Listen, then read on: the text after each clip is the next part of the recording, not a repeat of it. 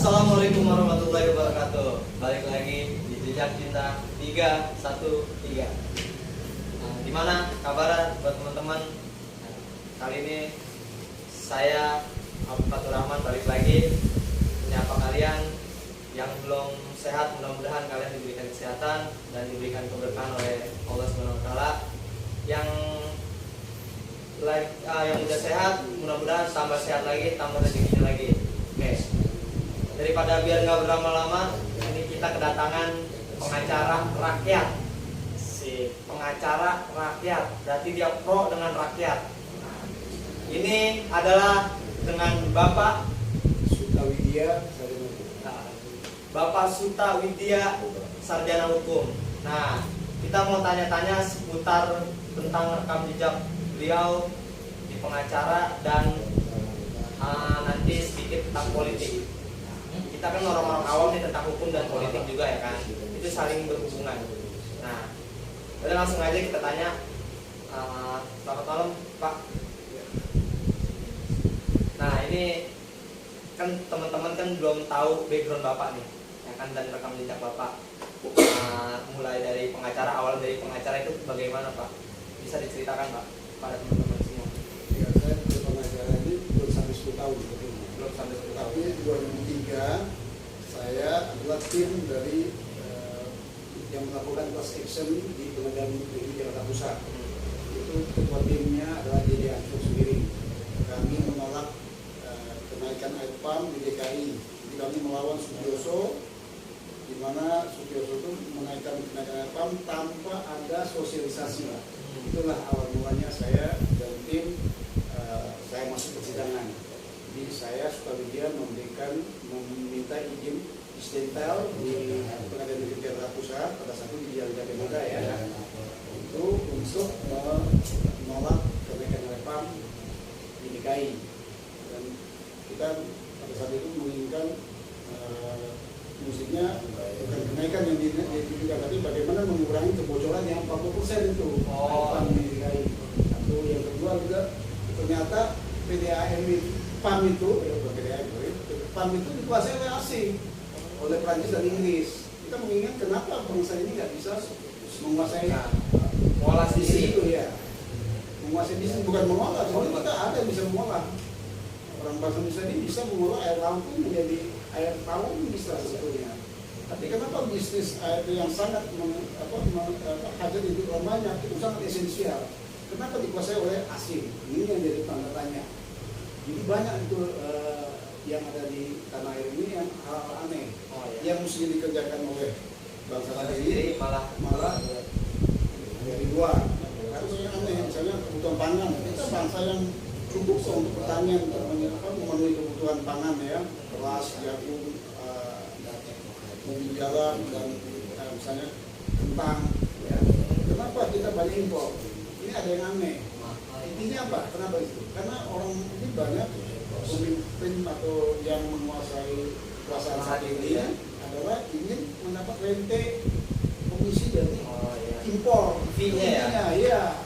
Jadi inilah yang kita mesti tekankan bahwa di negeri ini sampai sekarang korupsi masih merajalela. Makanya Anda bisa bayangkan kan banyak menteri yang ditahan sejak zaman periode kedua Jokowi. Ya, banyak banget. Nah, terus saya mau tanya, Bapak lulusan dari mana Pak? Kalau mau tahu sarjana hukum? Saya dari sarjana hukum Universitas Azhar tahun 2014, yang belum sampai total ya.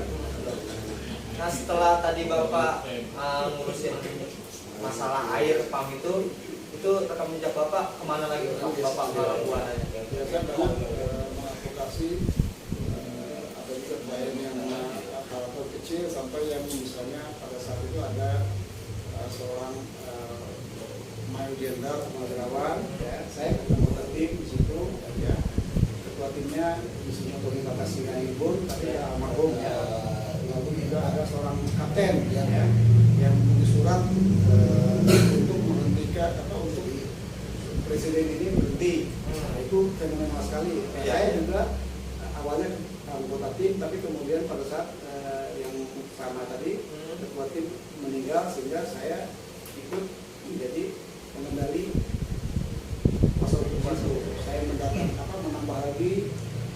penasihat hukum lain ya, dari Pak Gomez, dari Al-Katiri, dari Budi Yusuf, ini banyak pengacara yang lebih senior dari saya, Iya. ya, Masuk ke dalam yang itu. masuk ke dalam itu, sehingga dia selesai dengan kondisi yang sesuai dengan masa tahanan dia.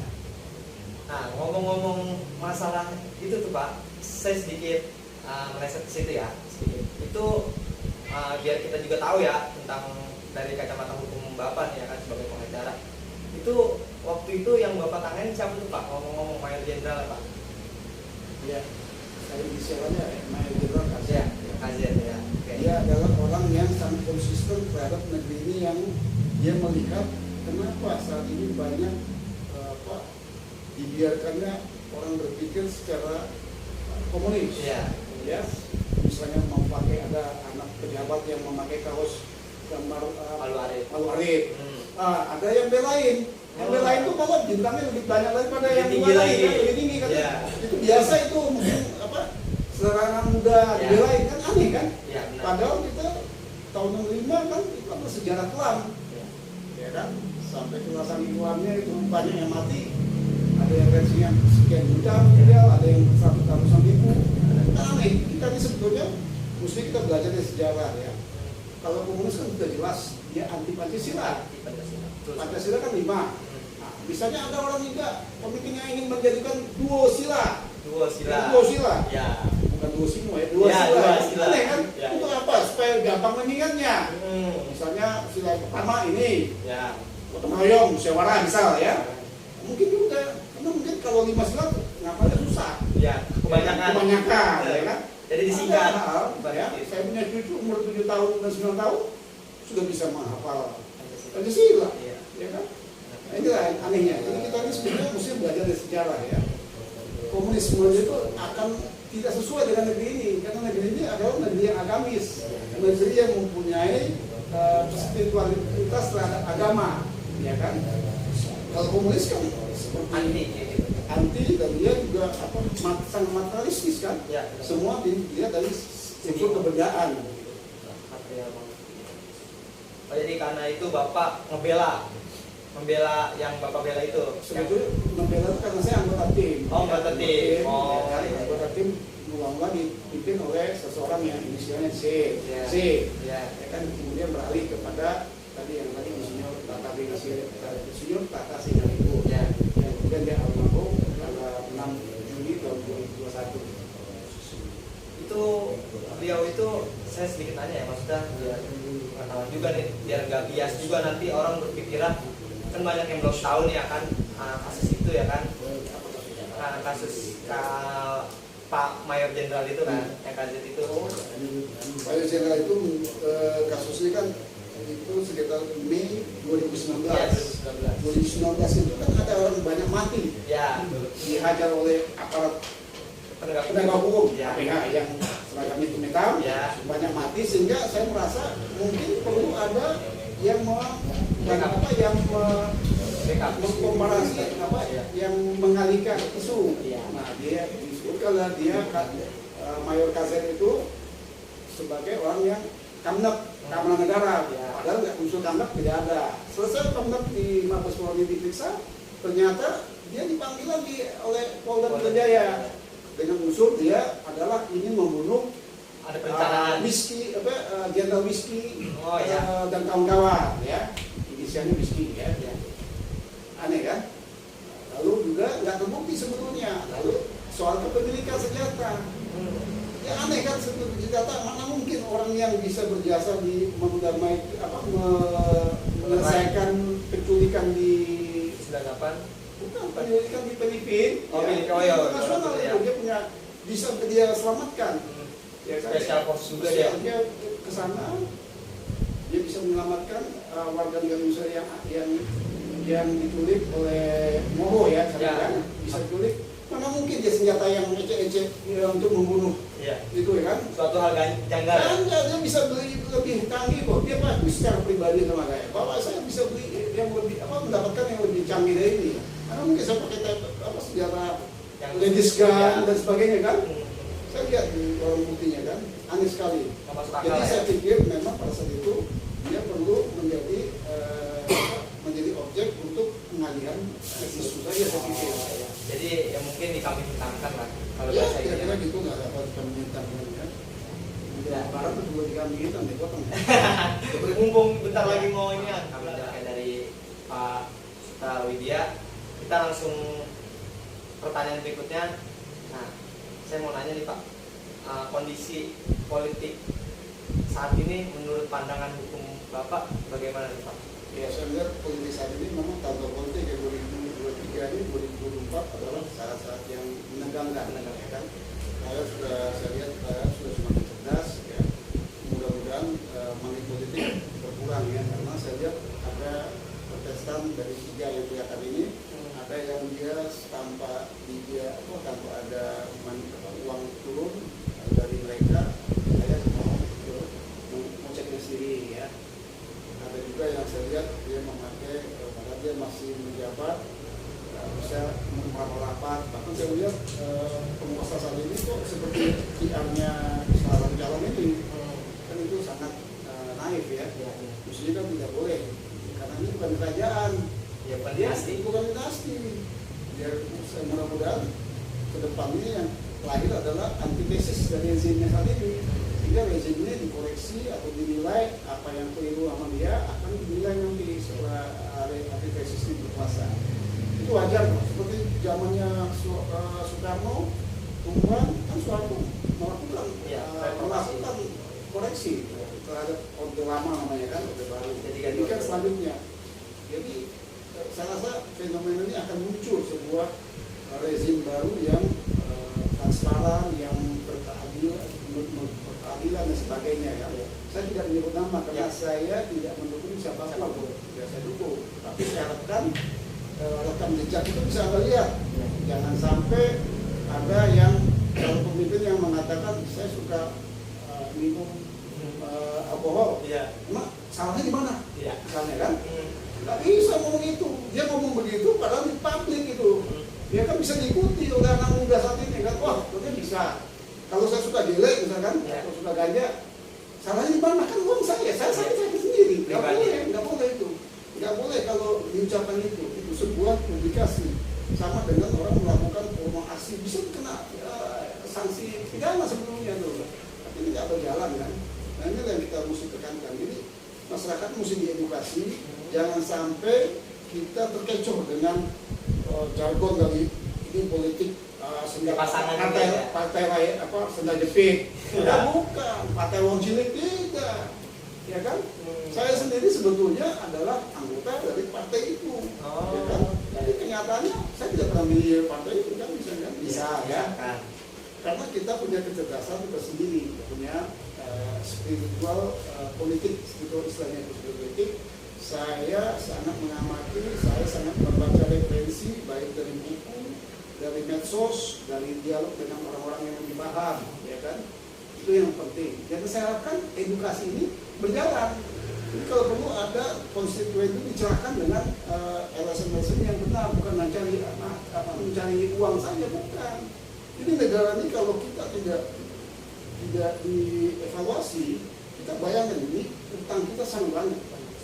Yang dipikir kita utang itu tidak berdampak sama kita. Listrik mahal, BBM mahal, gas mahal itu kan mahal betul. Telur juga mahal misalnya kan. Ya kan, telur yang biasanya 26.000 ke bawah semua udah 30.000 ya. Ya kan aneh kan, ini contoh telur aja kan, belum lagi beras dan sebagainya kan. Zaman Orba 2.000 murah. Zaman Orba saya waktu saya bekerja 13 tahun di Perusahaan Korea, itu BBM 600 atau di bawah 1.000 per liter, ya kan? Murah sekali. Sekarang murah sekali. Padahal itu tahun 91 saya bekerja kan. Saya dulu bagian umum di Perusahaan Korea 13 tahun saya melihat harga BBM, ya kan? Itu semurah itu. Terus sekarang berapa? 10.000 ya? 10.000 ya. Itu jenisnya pertalite, belum pertamax dan lain-lain. Saya tahunya BBM itu untuk yang bisa untuk motor maupun ya kan. Seperti itu lah. Nah ini ngomong-ngomong, Bapak ini saya dengar-dengar masuk apa itu komunitas atau apa tuh? KCP apa tuh Pak? Oh, KCP itu komunitas cinta Polri. Oh, komunitas cinta Polri. Ya, saya itu udah lama ya, sudah lebih 6 tahun saya punya itu, tapi karena nggak ada vakum, jadi sehingga saya melihat sejak ada banyak elit polisi polisi yang salah langkah ya. Makanya saya ingin sekali polisi itu jangan sampai tersudut dengan itu. Makanya saya ingin menggambarkan humanisme seorang polisi, ya kan, humanisme Polri, supaya pandangan negatif terhadap itu tidak terjadi lagi, tidak terulang lagi. Kalau 98 kan pada saat terjadi 98 itu